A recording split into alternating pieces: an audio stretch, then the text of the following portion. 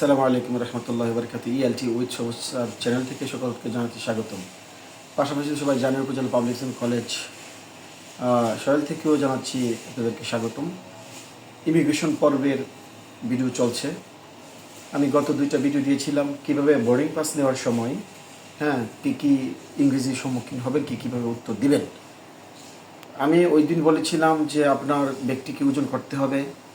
এরপরের দিন দিয়েছিলাম যে আপনার ব্যক্তির ওজন বেশি। এখন আমি বলবো আজকে যে জিনিসটা শেখাবো এটা ধারণা করেন অবশ্যই আপনারা যে আমি কোন লাইনটা শেখাবো। লাইনটা হলো এই: আপনার ব্যক্তির যে ওজনটা বেশি হয়েছে এই জন্য আপনাকে এক্সট্রা কিছু অতিরিক্ত পে করতে হবে, মানে টাকা দিতে হবে। আপনাকে অতিরিক্ত পে করতে হবে, টাকা দিতে হবে। এটা ইংলিশটা আজকে আপনাদেরকে শেখাবো। তো আমি আসলে একটা বিষয়ে অবাক হই, যে কমেন্ট খুব কম পাই। কমেন্ট খুব কম পাই, তো এটা খুব দুঃখজনক। কমেন্ট কম পাবো কেন? কমেন্ট তো বেশি পেতে হবে। যাক, আমাদের বাক্যটা কী ছিল? আপনাকে অতিরিক্ত টাকা জমা দিতে হবে। তো আপনাকে অতিরিক্ত পে করতে হবে অথবা বা টাকা জমা দিতে হবে। মনে করেন এই যে বাক্যটা কেন, যখন আপনি বোর্ডিং পাস নেওয়ার জন্য মালগুলো ওজনে তুলবেন, তোলার পরে মনে করেন আপনার টিকেটে আছে 20 কেজি নিতে পারবেন, এটা 22 কেজি হয়ে গেছে, এই অতিরিক্ত 2 কেজি। এই টাকাটা কিভাবে চাইবো এই ইংরেজি শেখাবো তারা। কথা বুঝতে পারছেন যে আপনার টিকেটে আছে আপনি 20 কেজি বহন করতে পারবেন, হয়ে গেছে 22 কেজি, অতিরিক্ত হয়েছে। এই অতিরিক্ত হওয়ার কারণে আপনাকে অতিরিক্ত হওয়ার যে জরিমানাটা তাদেরকে দিতে হবে, না হয়তো অতিরিক্ত মাল রেখে দিতে হবে। যেহেতু আমরা রাখবো না, আমরা নিতে হবে, অতিরিক্ত টাকা পে করে যেতে হবে। এই ইংরেজিটা আজকে শেখাবো। আপনাকে অতিরিক্ত টাকা জমা দিতে হবে।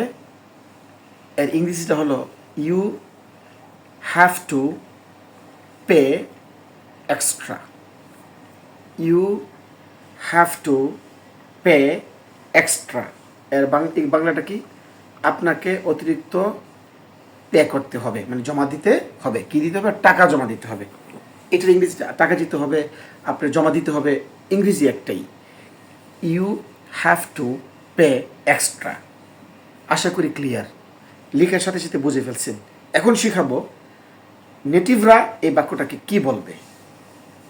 ইউ হ্যাভ টুর কন্ট্রাকশনস, মানে সংক্ষেপে তারা বলে হাফটা। এই প্রসঙ্গে একটা ভিডিও আমার আগে দেওয়া আছে, দেখবেন। কনস্ট্রাকশন 1, 2, 3 এরকম কনস্ট্রাকশন নামে একটা ভিডিও দেওয়া আছে আমার, ওইগুলো একটু ফলো করবেন।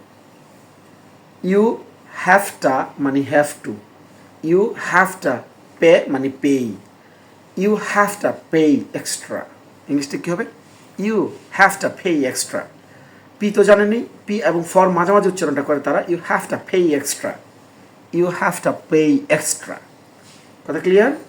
পেরে বলবে পেই, যে শব্দটা এ ওয়াই দিয়ে শেষ হবে এটার উচ্চারণ হবে এই। তাহলে you have to pay extra, you have to pay extra. কথা ক্লিয়ার? তাহলে পুরোটা বাক্য শুনেন। প্রথম আমি বাংলাদেশি স্টাইলে বলুন, তারপর নেটিভ স্টাইলে বলুন। You have to pay extra, you have to pay extra. পরেরটা হলো নেটিভ। কথা ক্লিয়ার? ইনশাল্লাহ শিখবেন এবং সঠিক একটা সুন্দর মতামত জানাবেন।